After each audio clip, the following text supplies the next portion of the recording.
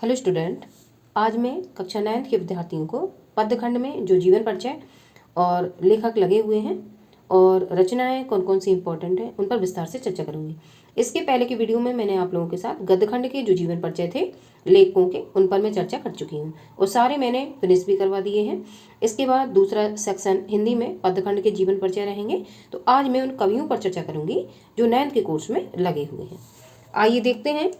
पहला कबीरदास, मीराबाई, रहीम, भारतेंदु हरिश्चंद्र, मैथिली शरण गुप्त, जयशंकर प्रसाद, सूर्यकांत त्रिपाठी निराला, सोहनलाल द्विवेदी, हरिवंश राय बच्चन, नागार्जुन, केदारनाथ अग्रवाल। ये 11 कवि आपके सिलेबस में लगे हुए हैं। जो कक्षा 9 के विद्यार्थी हैं वो तो उनको 11 कवि पढ़ने हैं। और इसके पहले की वीडियो में मैंने गद्यखंड के जो लेखक पढ़ाए थे उनमें 7 कवि आपके लगे हुए थे जो मैं विस्तार से आपके साथ चर्चा कर चुकी हूँ। आइए आज कबीरदास के ऊपर जीवन परिचय और उनकी रचनाओं पर प्रकाश डालेंगे।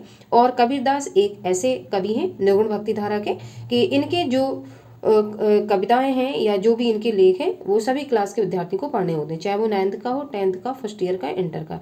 तो ये मोस्ट इंपॉर्टेंट आप लोगों के कवि हैं। आइए देखते हैं।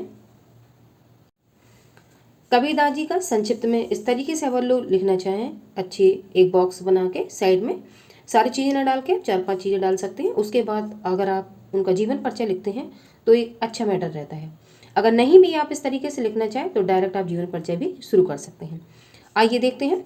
नाम कबीरदास, जन्म सन 1938 ईस्वी, जन्म स्थान लहरतारा काशी, माता पिता का नाम नीरू नीमा, पत्नी का नाम लोई, पुत्र पुत्री का नाम कमाल कमाली, कृतियाँ विजय। अंग्ली भाषा इनकी पंचमेल खिचड़ी है। निधन इनका 1518 ईस्वी में हो गया था। और साहित्य में देखेंगे इन्होंने क्या किया है। कबीर ने अपनी रचनाओं में समाज सुधारक, पाखंड विरोध, धार्मिक एकता और सद्भाव पर बल दिया है।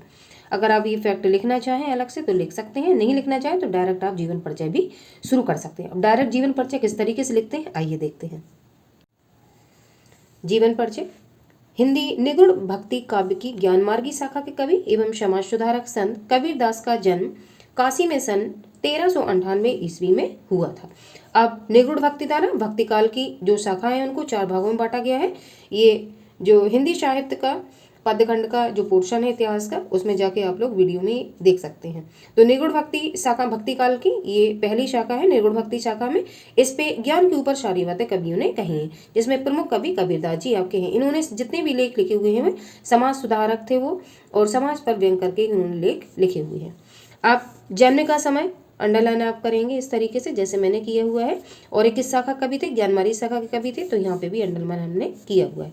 आगे देखेंगे। एक किंवदंती के अनुसार, किंवदंती कहते हैं एक कहावत के अनुसार, किसी विधवा ब्राह्मणी ने कबीरदास को जन्म दिया। विधवा होने के कारण लोकलाज के भय से वह कबीरदास को लहरतारा नामक स्थान पर एक तालाब के समीप छोड़ आई।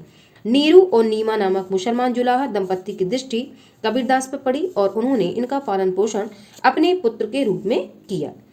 कबीर दास में हिंदू और मुस्लिम दोनों धर्मों के संस्कार थे। इनका विवाह लोई नामक स्त्री से हुआ। तो ये लोई नामक जो स्त्री है तो हमने यहाँ अंडरलाइन दिया हुआ है क्योंकि पत्नी का नाम इंपॉर्टेंट है। आगे कबीर के गुरु रामानंद जी थे। तो देखो गुरु जो इंपॉर्टेंट है मैंने यहाँ अंडरलाइन की हुई।